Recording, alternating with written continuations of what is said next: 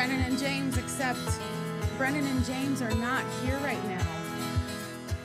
You got us because we're amazing. I'm Aran Spitzer. This is Kayla Smith, meteorologist. Thank you for joining me today, Kayla. I'm excited to be here. How was your day? You know, I'm a little tired. I'm not used to this shift, but we persevere.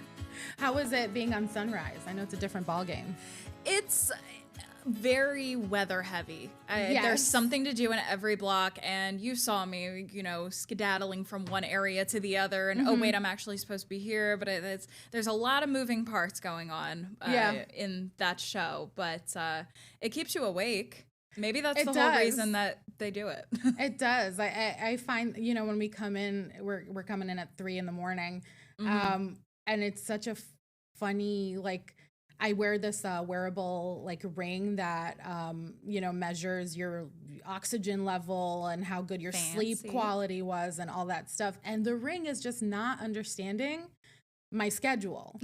It's not acclimating to my 2 a.m. to 7 p.m. schedule. And it's such an issue for me. Yeah, it's not calculating that as your waking hours. Yeah. It's trying to tell you you're past your sleep time. Yeah, it's a problem. Or I'll wake up and it'll be you should have been winding down already. It's dude, I've been asleep. Where have you been? Oh, I was way winded down. Exactly. How are you on the wearable gadgets? I don't have any. I'm not opposed to them. I just have not invested in any. But if somebody got one for me, I'd wear it. Oh, that's a shout out to all the family here. Anybody watching? I already celebrated my Christmas with my family. I just got back, so I already got my gifts. They did not get me one. But maybe next year. They can take notes for Christmas 2026. Yes, there you go. Well, let's get into this here, right? We have a couple of videos and stories that are fun to show you guys. This first one here, it's the save the date for the ultimate spring wedding. Zendaya and Robert Pattinson star in The Drama, an upcoming movie that lives up to its name in this newly released trailer. The Drama is in theaters in April. Next year, actress Zendaya also stars in the movie The Odyssey, whose highly anticipated trailer has actually just dropped. Now, what's interesting, and our producer David told me about this, is that apparently Zendaya and Robert Pattinson are slated to be in 3 movies together. 3? Yeah, so it's The Odyssey, it's The Drama, and Dune. Oh, they're in Dune together. Yeah, so apparently they're gonna be the next big thing in TV they're gonna coming be thick up. As thieves. Yeah, right? At this point there must be chemistry, because while on the show I was commenting on how they're not necessarily the people I would think should kind of work together. Right. I don't. They're not the 2 names that are coming to mind for you. No, they're not the 2 names that are coming to mind for me as people who, work together. I don't know. How do you feel about them as actors? I don't watch a lot of movies and TV, but I did see Zendaya in Euphoria and Robert Pattinson. I've seen him here and there. I can't remember what I've seen him in. I know I haven't seen Twilight. I know. It was just never my thing. But I know that they're both terrific actors. Yes. So I'm excited to see them working together. And clearly we've got 3 chances now to do so. Yeah. I mean, how often does that happen, that actors and actresses are working together? I feel usually in comedies that happens more, right? You have Adam True. Sandler working with the same group of people. So usually there are people known for that. Yeah. I think of Owen Wilson and Vince Vaughn. Right. You see the duos that always work together. So I think it's really mainly in comedies that kind of happens. Interesting. We're on to a conspiracy here. Let's move on to story number 2. We have Jennifer Garner, who is cooking up a storm. Now, actress Jennifer Garner is now serving up her kitchen concoctions on YouTube. For nearly 8 years, Garner has introduced viewers to her pretend cooking show on Instagram, where she breaks down recipes in a fun and unvarnished way. From pumpkin maple muffins to sweet potato and black bean chili, her YouTube channel is now live and will feature her past Instagram episodes along with new holiday recipes. Now, I found this genius, Kayla, because she's basically taking all the content that she already has and is posting it on YouTube, which is basically an additional revenue stream. That is, I didn't think about it like that, but that is very smart of her to do. Right? Yeah. It's like... she may have already monetized it on Instagram. Now she gets to monetize it on YouTube. And then she gets to make more content on YouTube. Exactly. And also like her getting into this cooking stuff, it's not something that you would have expected from her, but also she really veered away from acting to go all in on this. And you were mentioning before that you think she has like a farm. I'm pretty sure she does too. Yeah, I see it in the commercials. So that's my my source for her owning a farm. I believe it's true because I think those commercials, they don't just lie to you about who has businesses. So no, 100%. And I think her stuff is like exclusively sold in if I'm not mistaken, Target. Oh. Yeah, and I feel like when you get that Target deal, you're a bit like, I remember when Target used to be just a like a place you would go for cheap things. Mm-hmm. And at some point it shifted to... It became like a cultural phenomenon. Yeah. It's like Target has become a thing. Yeah, Everybody exactly. says Target all the time. And I think they still try to like pride themselves on being like the deal spot. Mm-hmm. But nowadays I really don't think of them that way. Like, I mean, I think of them as like just a really big convenience store almost. They have what you need. It might not be at the best price you could get, but not at all at this convenient. point. But yeah, so I have a Target by my house and that's dangerous. Yeah. Because every time I'm slightly bored, make a Target I run. go to Target. You know, it's like there's a Starbucks there. I have to go to the Target. All day there. I have to go to the Target anyway. I need something small. Let's go to Target. Exactly. And if you find some fun trinkets on the way, then hey, that's what the it's danger. For. The danger is the fun trinkets, the little things that you don't need, but you see them. It always gets me like in Marshalls and stuff when I'm yes. when I'm at the cash register, basically like walking through the line. Mm-hmm. That queue line is so long, and they stock it. I always get like a mug. Like, always their holiday mugs get me and stuff. Are you a mug person or a glass person? I like both for they're each good for their respective. I mean, usually when I'm like drinking water, I've got some type of big jug with me. And then when it comes to any other type of beverage, I will go for a glass if it's cold and then a mug if it's warm. Mm-hmm. It's so funny that you picked up your really beautiful... Meanwhile, I'm using like a SodaStream bottle for my water because I couldn't find another bottle. Oh, this one was a Christmas gift, so it was handy. You see, it wasn't wearable gadgets, but your Christmas gifts came through eventually anyway. Let's get to our next story here. This one is a bit controversial for some. So, this is all about the chicken wings. Buffalo now holds claim. It rightfully deserves. I think many would disagree. But this weekend, Buffalo came together to break Amazon's Guinness World Record for world's largest chicken wing eating competition. The record was broken with nearly 500 participants, breaking Amazon's previous record of just under 400. So I suppose if it's just how many people are there, then yes, Buffalo won. Mm-hmm. But I told you, there's a whole controversy with like Rochester Buffalo. Where is the best chicken wing? Which I did not know until you told me that this was a thing. But to that, I have to say, well, Rochester, do your thing. Show up. More than 500 participants. You see the quota there that Buffalo set. Let's go a step higher. Are you a chicken wing gal? I have to be in the mood. I don't like how messy they get. You know, I feel like a heathen when I'm trying to eat like a bone-in wing. It gets all over your face. It's hard to dip. I mean, what's the point? I would rather eat a boneless wing, which some people, that sparks a whole nother controversy of is a boneless wing an actual wing? Mm-hmm. Some people are just like, that's a glorified chicken nugget. But to me, that's a wing. It's a glorified chicken nugget.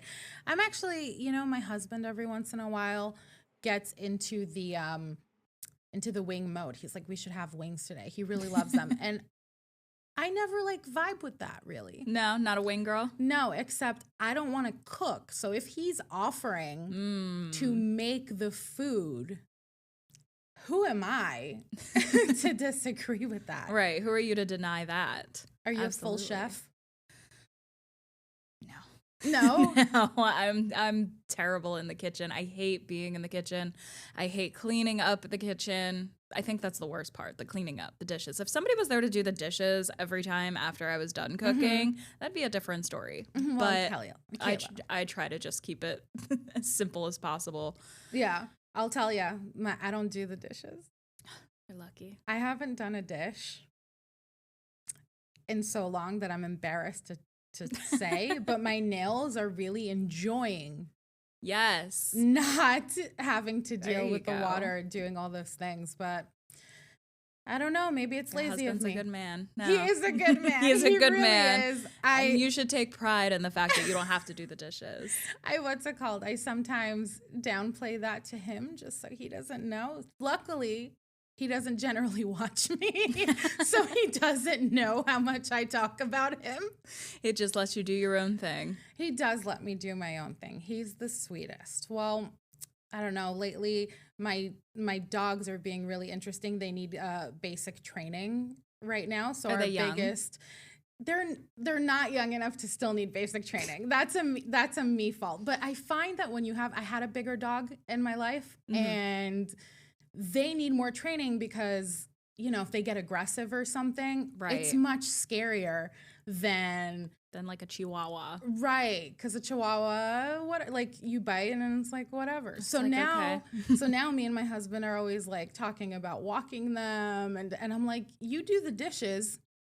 Maybe you should also be the one who walks. I play with them. Isn't that good enough? That's not where I thought that was going. I think you're going to be like, you know what? You do the dishes, hon. I'll walk the dogs. No worry. No, you know what? Why don't you just add some extra onto that?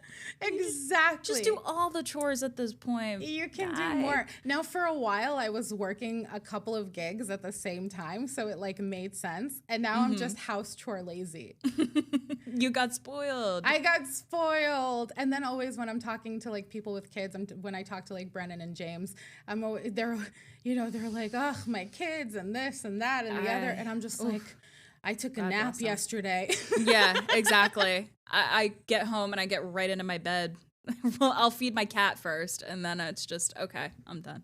Oh, is that your plan on the days when you're gonna do sunrise? You're gonna go home and take a nap immediately? Yeah, pretty much. You gotta watch those naps. Are you a napper? A huge napper. It's a problem. Yeah, I mean, it's not a problem. Well, it's not a problem. I too am a napper, but are you the type of nap that turns into a sleep? Yes.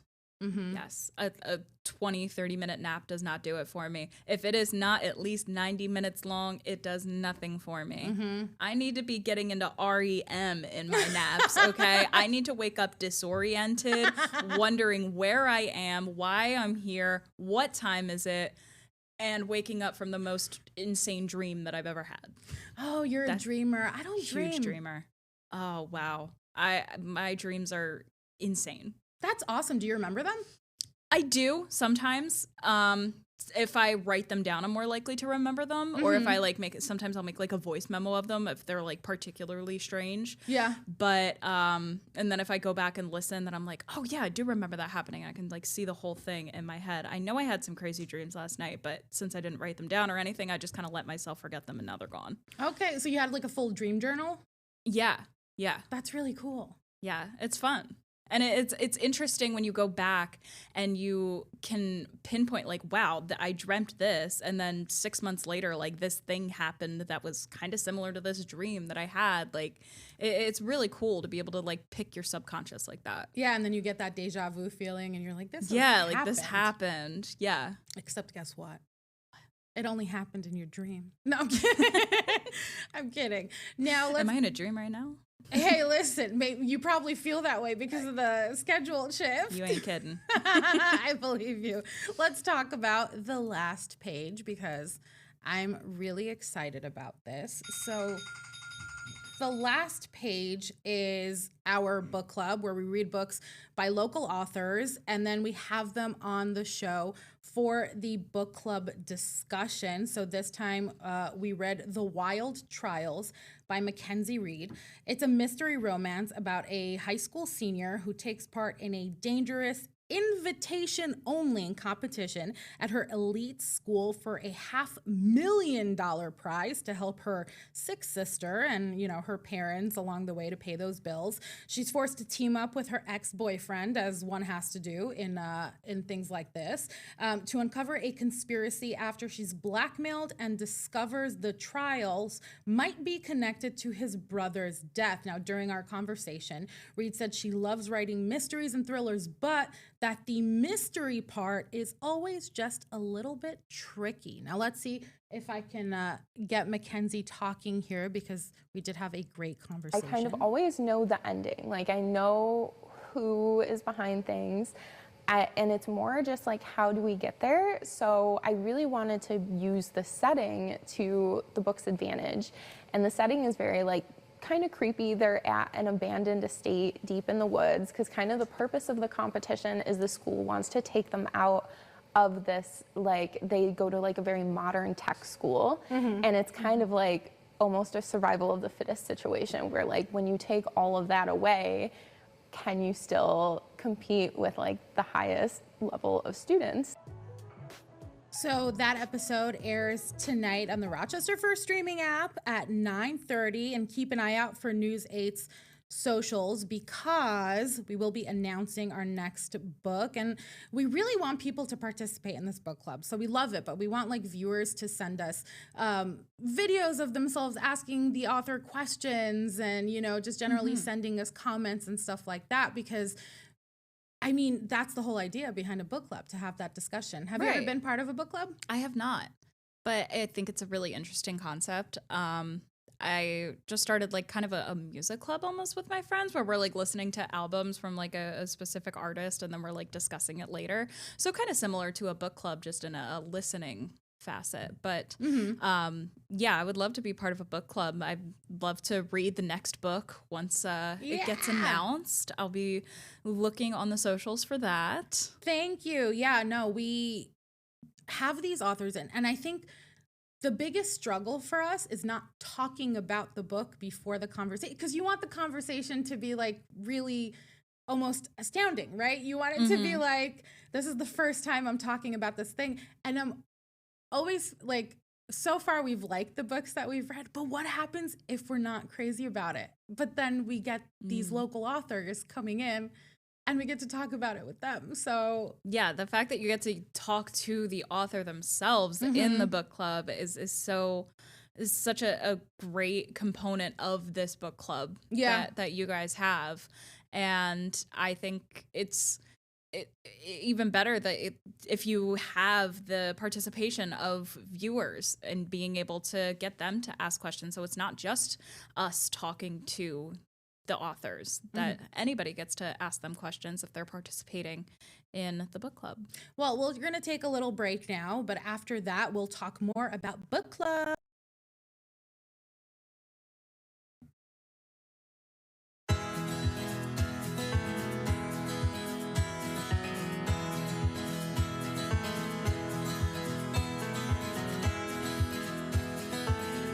And welcome back. I am learning how to use all the buttons here. Kayla, thank you for bearing with me. We are bearing together. I appreciate it. So I just wanted to say that we actually started the book club because we wanted to do an actual book club, but all of our schedules were different. There you go. We started a book club. Such is the case with news. Such is the case with news. But I'm sure everybody's curious about the weather, because we need to get to that. So yes, Kayla, we have a holiday approaching. Exactly. You're probably going to give everybody bad news. For some people, yeah. Some people really want a white Christmas. Growing up in Philadelphia is not something that we got often, so I'm used to not having a white Christmas. And that's looking like the case for us this Christmas here in Rochester. So if you're looking outside your window right now, you might still see some snowflakes flying. There was a little bit of accumulation, mostly on grassy surfaces, a little bit of slushiness in the roadways, but nothing too crazy. We will see a brief transition into rain showers late this morning before clearing in the afternoon. By clearing, I do just mean the precipitation, because we will still have some cloud cover. And our high temperatures will get into the upper 30s. That high temperature that you see for Wednesday of 35 degrees is likely going to be around midnight. And then the temperatures are going to fall into the upper 20s for your morning. And then as you head into the afternoon, you're not really going to get anywhere above freezing. Then as you head into Christmas Eve night and Christmas Day, we have the potential for a few flakes to be flying. And if you do end up seeing that, don't get excited that, oh my gosh, the white Christmas is coming. It's not going to be enough to accumulate by any means, even if we do see any snowflakes. Mostly cloudy for Christmas Day with your high temperatures around average for late December, so mid to upper 30s. And then Friday, Oran, is something that we are looking at as a potential for a more winter storm potential. This has the potential to be some decent accumulating snow for us here in Rochester. I have a mix on there right now because the models are still in disagreement. There's going to be kind of a precipitation line going right through Western New York, and it's a matter of if those models can get into agreement on if that is going to move further north or further south. Are we going to get all snow? Are we going to get a mix of sleet in there? So there's still some unknowns with that, but for snow lovers, we're going to hope that we get all snow, and that would likely come Friday night and into Saturday morning. Ugh, me and snow, we're not friends. No. But we're more friends than me and rain or wind. I hate the wind. Me and the wind are not friends. No, mortal enemy, honestly. Yeah. Have you been watching all of this atmospheric river stuff? I mostly just, and some meteorologists will probably be like, how do you not? But I mostly just focus on our area, and I kind of leave it at that. I don't because to me, like, it's more so my job. So I don't really spend time outside of work focusing on weather, if that makes sense. No, it absolutely makes sense. I don't know that I'm a workaholic. I definitely watch the news. Yeah. When I'm not, like, I flip through channels. I see how people are reporting on things. Yeah. So, but not everybody should. In fact, not everybody should be that way. That's true. I think there should be work-life balance. I know with a lot of meteorologists it is hard because, like, weather is always happening and there's always something interesting going on somewhere that you can pay attention to. But I try to just keep it separate. And then obviously once I'm in work, I'm more so just focusing on what systems are going to be impacting us. So I haven't been focusing too much on what's going on in California, but I know that it is pretty severe. Yeah. Some very severe flooding going on there. No, absolutely. And I'm Jewish. Yes. How big of a deal is a white Christmas? Honestly, I don't know. When it comes to like this area, because I think you're more likely to get a white Christmas than you are like in Philadelphia. Maybe people are more interested in that happening here. But in Philly, we pretty much always just kind of took it. We're like, oh, it'd be cool, but we don't really expect it. So I don't know if you're further north, if you're like, I need a white Christmas. But for me, I'm just like, yeah, it'd be cool, but it's not necessary to have a fun Christmas. I mean, it is magical. It does make it feel more magical. Yeah. Especially for kids. Yeah. No, so I'm from New York City, and when it is snowing in the city and the holidays are happening and everything is decorated accordingly, there is nothing more beautiful, I think, than New York City during those.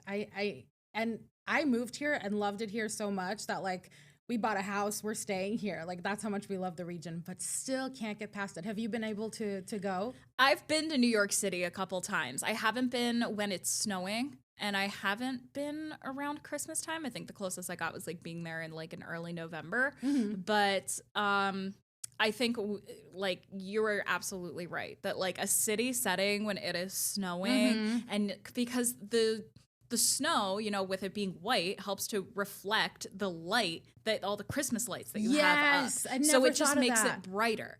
And so everything just feels cozier and happier and pleasant. And that's why I like the snow, because winter can be so dreary and dreadful. And when you have something pretty to look at, it makes it worthwhile. No, absolutely. Well, Kayla, thank you so much for joining me for this episode of Second Cup of Sunrise. It's been fun. I know we're not James and Brennan, but hopefully you guys have had fun watching us and being part of the chat as well. And we'll see everybody tomorrow. Yeah, you'll get us tomorrow. Yep. See you again. Bye, everybody. Get the Rochester First streaming app today for everything you love from News 8 On Demand, plus exclusive shows you won't see anywhere else. Search ROC and download for free on Roku, Amazon Fire, and Apple TV.